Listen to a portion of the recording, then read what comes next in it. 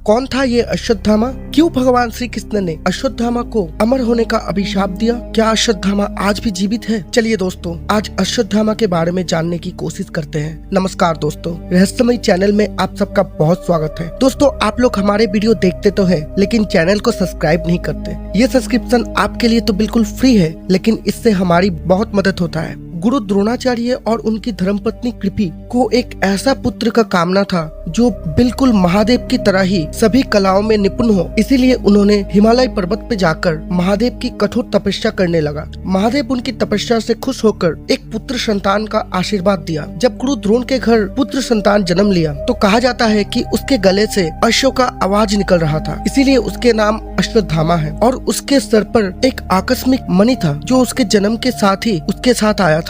अश्वत्थामा पांडवों और कौरवों के गुरु द्रोणाचार्य का बेटा था। अपने पिता की तरह ही वो भी एक पराक्रमी और महान धनुर्धर बना। वैसे तो द्रोणाचार्य पांडव और कौरव दोनों के गुरु थे, मगर महाभारत के युद्ध में उन्होंने हस्तिनापुर का सिंहासन का साथ देते हुए कौरवों का पक्ष चुना।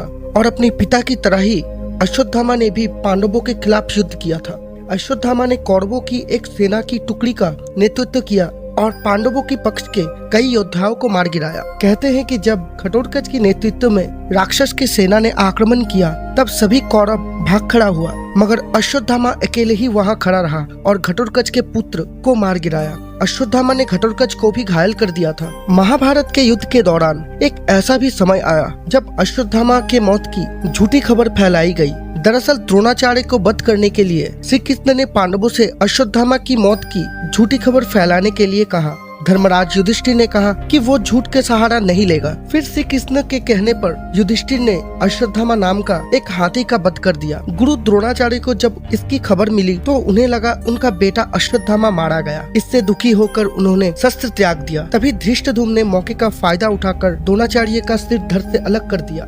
गुरु द्रोणाचार्य के मौत के बाद पांडवों ने महाभारत का युद्ध जीत लिया। युद्ध खत्म होने के बाद पांडवों ने अपनी शिविर में जाकर युद्ध का जश्न मनाने लगे। दूसरी ओर अश्वत्थामा अपने पिता के मौत से बहुत दुखी हुआ। उन्होंने बदला लेने के लिए अश्वत्थामा रात में पांडवों के शिविर में पहुंच गया और वहां कोहराम मचा दिया। अश्वत्थामा ने द्रौपदी की सभी पुत्र और धृष्टद्युम्न को मार गिराया। अपनी सभी पुत्र का वध होता देख द्रौपदी बिलख कर रोने लगी। अर्जुन को क्रोध आया और अश्वत्थामा का पीछे चला गया। अर्जुन अश्वत्थामा को पकड़कर द्रौपदी के सामने लाया और द्रौपदी ने अश्वत्थामा को माफ कर दिया, मगर श्री कृष्ण ने अपनी सुदर्शन चक्र से अश्वत्थामा के सिर पे लगे उस मणि को नष्ट कर दिया और अश्वत्थामा को समय के अंत तक धरती में भटकने का श्राप दिया।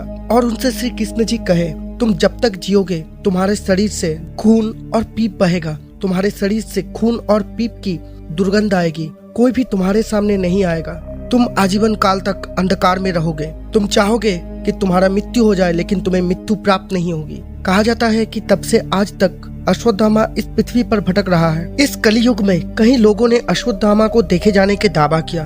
कुछ लोगों का ये मानना है कि मध्य प्रदेश की बुरहानपुर के पास असीरगढ़ का किला है, वहीं अश्वत्थामा रहते हैं। स्थानीय लोगों का कहना है कि जो भी अश्वत्थामा को देखता है उसका दिमागी संतुलन बिगड़ जाता है। मध्य प्रदेश के ही जबलपुर में नर्मदा नदी के किनारे भी अश्वत्थामा को भटकने की दावा किया जाता है और कहा जाता है कि हर सुबह वो उसी नदी में स्नान करते हैं। तो दोस्तों, आज का वीडियो आप लोगों को कैसा लगा नीचे कमेंट करके जरूर बताएं और कमेंट में जय श्री कृष्ण जरूर लिखें। धन्यवाद दोस्तों।